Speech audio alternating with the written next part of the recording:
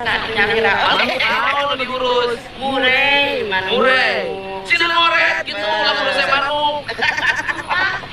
Garuda putra seberiji, abi 13. Hah? 13. Putrana 13. Oh, hebat. Panggedena umur sabaraha? 42. Moraken, panggedena. Pangleutikna 20 kilo kan? 20 kilo. Oh. Tadi Pak naik tadi. Ibu naik tadi. Hai kilo. Kemana? Apa? Kemana? Aku ikat dengan yang itu. Allahu Akbar. Naik. Buka sepatuna. Ada naon juga kan? Naik. Sok buka. Hebat rajin. Oh, sok. Itu tuh. Ayo. Iya. Aduh, mate namina teh saha? Abdi teh ari tegas mati sepuh Malir Suryani. Namun aya di dieu sebat nami sabab paraji, ada abang paraji. Abdi ngalih kacamata ieu di dieu. Bae. Bang teh parajinya? Ayo masih. Oh, masih. Paraji. Keke. Ini paraji ini artinya dukun beranak ya. Dukun beranak punten.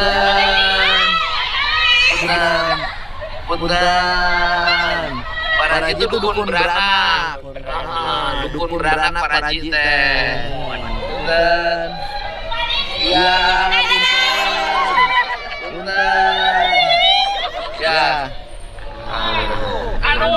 Warga sadaya lagi bet marga dari KBBS atunya. Kalau zaman dulu jadi paraji dibayarnya pakai apa? Pakai beras. Tahun berapa mulai praktek? Tahun 84 waktu masih punya anak 2. Oh, masih punya anak 2. Tapi itu juga enggak disengaja. Cuman kebetulan ada orang yang enggak mampu. Tiba-tiba jadi paraji latihannya di mana? Enggak ada, otodidak. Jadi gimana otodidak? Omid juga. Jadi pertama melayani yang melahirkan siapa yang dilayani? Ibu Buna namanya. Namanya Ibu Buna. Terus orangnya biasa, orang tidak mampu, mau melahirkan. Terus sendiri ya parajinya mau. Tapi dia punya suami. Punya cuma lagi di Jakarta dulu. Uli bangunan. Bukan Sol dulu. Sol orang Garut. Terus kemudian dia melahirkan berhubung kayaknya udah mau medal gitu ya. Terpaksa kayak itu dipande gitu ta. Diajak siapa? Enggak diajak, jadi saya kebetulan lewat ke rumahnya. Ke Pipir dulu, ke Pipir mau Pancuran. Mau Pancuran. Kebetulan ada anak yang nangis. Jadi kirain lagi itu apa tuh? Lagi sama ibunya kebetulan lagi ngeden. Disamperin. Setelah disamperin langsung melahirkan. Dibantu oleh agama. Dikeritnya dulu sama Minis. Oh, yang ada song-song, yang digerak sama istrinya, hari-harinya. Oh, mate jadi ngehadap sama emak ya. Berhasil akhirnya. Alhamdulillah. Bisa keluar bayinya. Itu pertama. Nah itu gimana perasaan pertama kali diminta tolong orang untuk bantu kelahiran?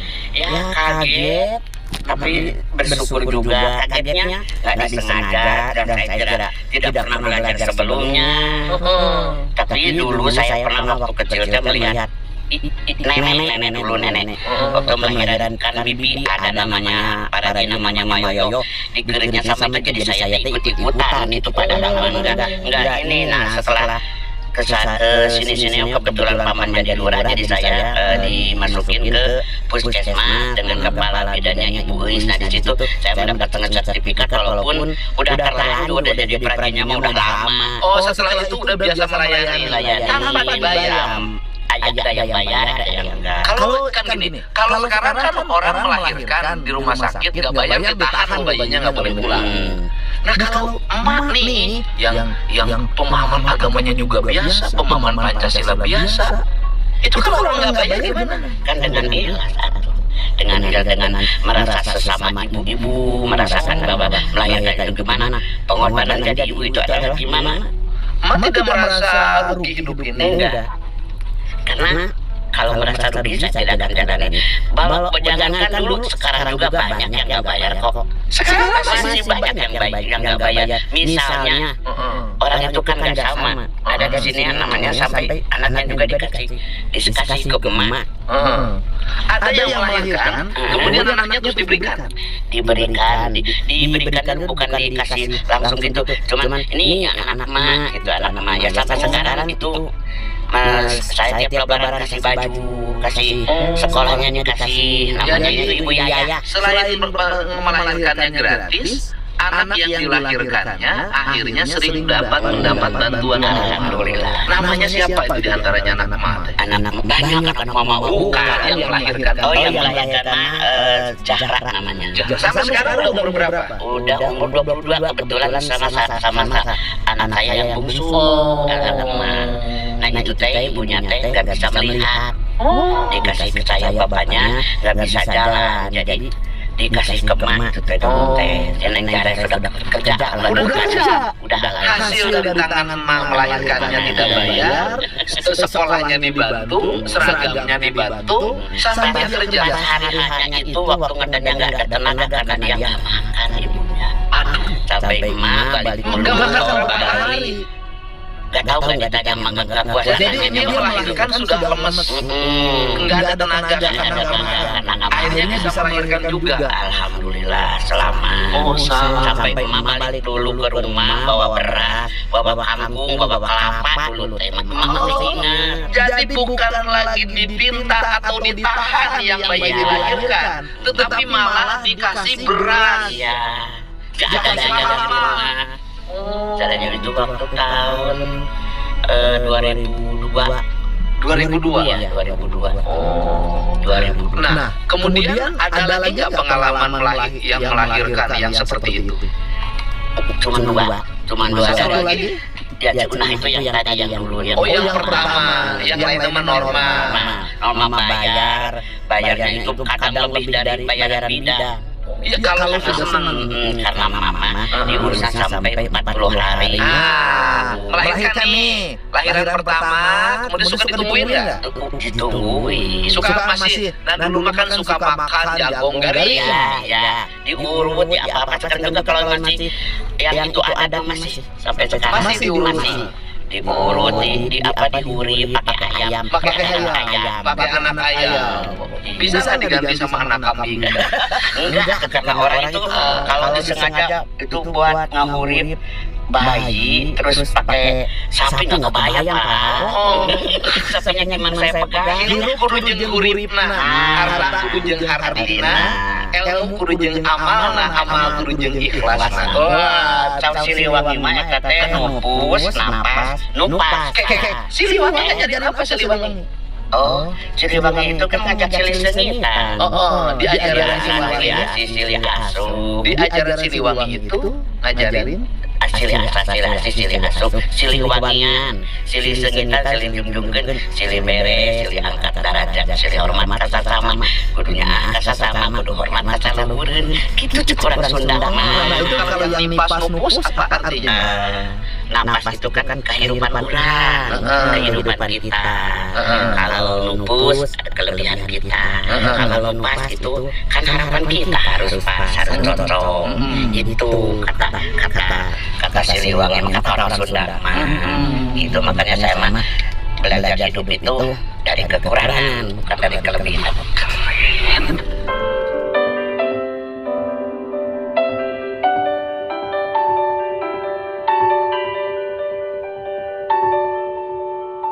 Belajar hidup dari kekurangan, dari kelebihan. Nah, Kalau kelebihan itu bonus dari Allah. Kalau kekurangan itu hak kita. Perbaiki. Oke. Menambah. Mencari kekurangan. Itu yang saya lakukan tiap hari. Kemudian emak nih, kan anaknya 13, melahirkannya sama mama sendiri. Mama nggak pernah ada Enggak pakai bidan. nggak pakai Enggak pakai paraji. nggak pakai paraji. Ya Allah. Dipotong sendiri, dimandiin sendiri. Jadi melahirkan emak sendiri. Mama. Gimana cara melahirkan sendiri? Gampang kok. Gimana? Ya seperti itu, ya seperti ibu-ibu yang lain. Jadi tukang cukur rambut sendiri. Ya saya memang cukur juga sendiri. Bukan kalau tukang cukur rambut sendiri kan susah. Iya. Tapi tukang paraji melahirkan sendiri bisa. Alhamdulillah. Gampang. Kalau kepalanya udah keluar, ditumpangin ke kaki yang sebelah sini. Jadi ditarik sama kaki. Nah, saya ini begini, dudukannya begini, ini ditarik. Nah, udah keluar, baru itunya diiketin ke sini. Tali ari-arinya. Jadi saya dorong ini sambil ngangkat badan. Tua juga. Jadi 13 kali melahirkan sendiri. Tidak pakai bantuan siapapun. Tapi suaminya ada di samping.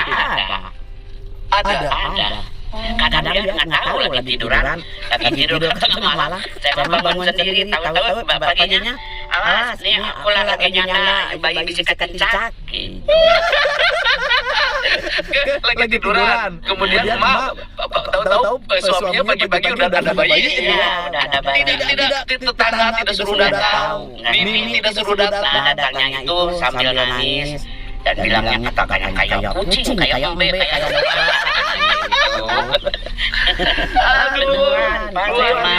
orang sini juga pada kaget kalau saya lagi udah lahir dan urus biasa. Nah, itu bilangnya. Nah, anak yang ke-13 ini sekolah semuanya. Semuanya. Semuanya Sekolah. Cuman nggak ada yang sampai SMA belum. Dan 16 dia udah dikawinin, Pak. Yang 42 itu baru kelas 1 SMA, berhubung mungkin jodohnya atau gimana itu dikawinin. Yang kedua, yang ketiga, jadi saya gini, sebutin nama anak yang 13. Yang pertama namanya Dewi Hana Pertiwi. Sudah kawin? Sudah, punya anak 4, meninggal 2, ada 2. Yang kedua Kosim Rizwan itu meninggal waktu masih 8 bulan lagi. Meninggal. Yang ketiga Ratna Juwita, ada punya anak. Yang keempat Mutiara, cuman udah meninggal umur 33, kebetulan setahun jadi saya ngurus anak yatim 2. Sekarang punya anak yatim. Yang keempat namanya Hartini. Jadi anak yatim dari anak yang meninggal. Yang keempat Hartini punya anak. Yang kelima Dede Mubarokah. Yang keenam Wildan Aditya Bagja Laksana, karena itu cowok satu-satunya. Yang ketujuh meninggal sebelum lahir. Yang ke-8 meninggal juga, itu keguguran. Yang ke-9 keguguran juga. Yang ke-10 keguguran juga. Yang ke-11 Arin Garnis Cantika. Yang ke-12 keguguran lagi. Yang ke-13 keguguran lagi. Jadi yang tersisa sekarang berapa? Tinggal 4. Tinggal 4. Jadi karena yang 2 meninggal. Yang udah gede meninggal. Nah, sekarang Bapak ngurus anak yatim. Iya, anak yatim 2. Anak yatim 2 ya. Di rumah. Di rumah semuanya. Ayo, jadi anak yatimnya di rumah semuanya. Nah, sekarang suami kerja apa? Kerjanya di rumah sama saya. Kan saya jualan baju tadi di rumah. Jualan baju, saya ngangkut burung. Mak, ini mah Mak teh hebat ya. Nanti harus dapat penghargaan. Nanti saya majuin Mas sebagai orang yang punya partisipasi terhadap penyelesaian masalah. Masa?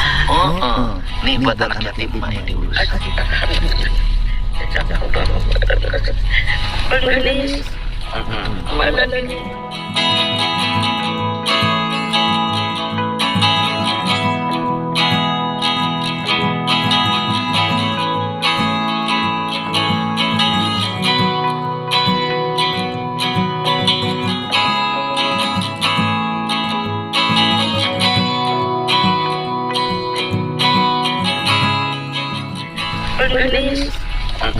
Malah pilih buat kamu. Bintang. Terima kasih Pak. Nanti saya buat biaya sekolahnya, buat ngajinya. Walaupun saya mampu, tapi alhamdulillah dikasih sama Bapak. Ini pendongkrak untuk masa depan dia. Sekarang di sekolah di mana? Di Asarip, SMP Asarip, di Cinta, di Ragadiem. Ragadiem. Iya, di Ragadiem. Alhamdulillah. Gitu. Dan ini mah ngucapin terima kasih mah banyak nolong orang. Itu mah kan kewajiban sesama kita semua. Banyak nolong orang mah luar biasa. Alhamdulillah mama kalau di anak-anak pemuda juga jadi manajer sepak bola. Masuk ke lapangan. Oh, jadi Jadi lapang bola, lapang apa tuh burung. Jadi manajer sepak bola.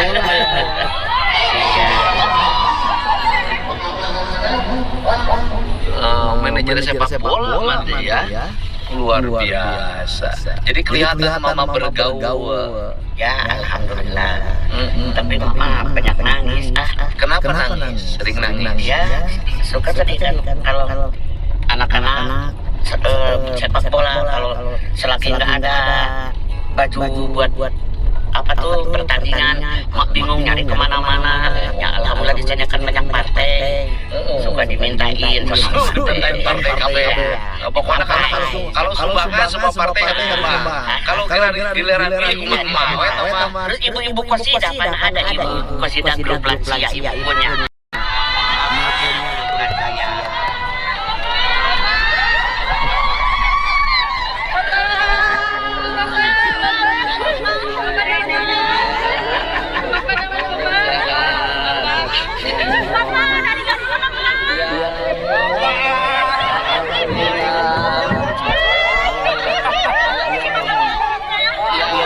Sekarang listrik bantuan listrik gratis ya.